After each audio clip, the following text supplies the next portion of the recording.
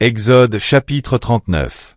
Avec les étoffes teintes en bleu, en pourpre et en cramoisi, on fit les vêtements d'office pour le service dans le sanctuaire, et on fit les vêtements sacrés pour Aaron, comme l'Éternel l'avait ordonné à Moïse. On fit l'éphod d'or, de fil bleu, pourpre et cramoisi, et de fin lin retors. On étendit des lames d'or, et on les coupa en fils, que l'on entrelaça dans les étoffes teintes en bleu, en pourpre et en cramoisi, et dans le fin lin. Il était artistement travaillé.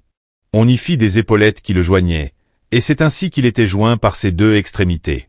La ceinture était du même travail que l'éphod est fixé sur lui. Elle était d'or, de fil bleu, pourpre et cramoisi, et de fin lin retors, comme l'Éternel l'avait ordonné à Moïse.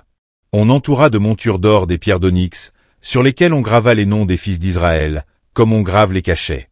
On les mit sur les épaulettes de l'éphod, en souvenir des fils d'Israël, comme l'Éternel l'avait ordonné à Moïse.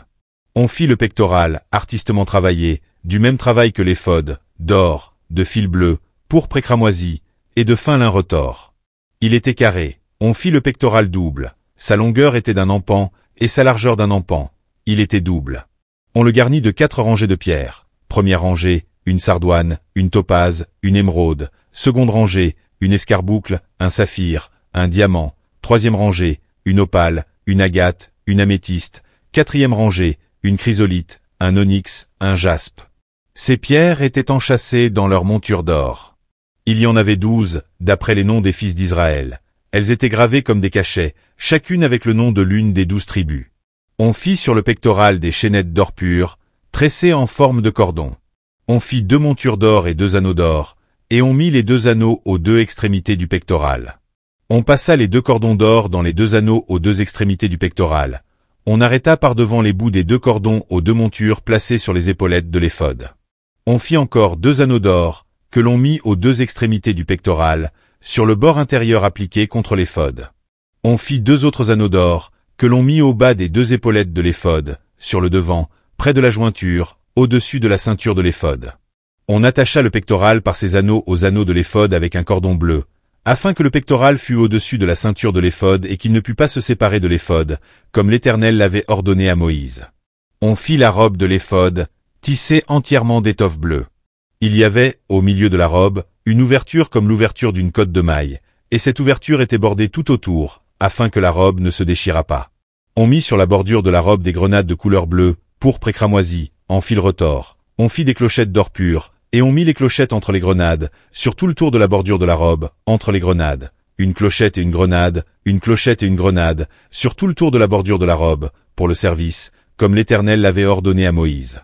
On fit les tuniques de fin lin, tissées, pour Aaron et pour ses fils, la tiare de fin lin, et les bonnets de fin lin servant de parure, les caleçons de fin lin retors, la ceinture de fin lin retors, brodée, et de couleur bleue, pourpre et cramoisi, comme l'Éternel l'avait ordonné à Moïse.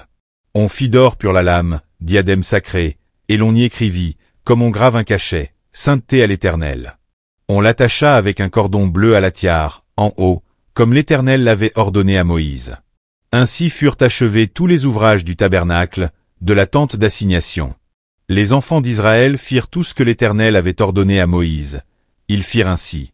On amena le tabernacle à Moïse, la tente et tout ce qui en dépendait, les agrafes, les planches, les barres, les colonnes et les bases, la couverture de peau de bélier teinte en rouge, la couverture de peau de dauphin, et le voile de séparation, l'arche du témoignage et ses barres, et le propitiatoire, la table, tous ses ustensiles, et les pains de proposition, le chandelier d'or pur, ses lampes, les lampes préparées, tous ses ustensiles, et l'huile pour le chandelier, l'autel d'or. L'huile d'onction et le parfum odoriférant, et le rideau de l'entrée de la tente, l'autel d'airain, sa grille d'airain, ses barres, et tous ses ustensiles, la cuve avec sa base, les toiles du parvis, ses colonnes, ses bases, et le rideau de la porte du parvis, ses cordages, ses pieux, et tous les ustensiles pour le service du tabernacle, pour la tente d'assignation, les vêtements d'office pour le sanctuaire, les vêtements sacrés pour le sacrificateur Aaron, et les vêtements de ses fils pour les fonctions du sacerdoce. Les enfants d'Israël firent tous ces ouvrages, en se conformant à tous les ordres que l'Éternel avait donnés à Moïse. Moïse examina tout le travail, et voici, il l'avait fait comme l'Éternel l'avait ordonné, il l'avait fait ainsi. Et Moïse les bénit.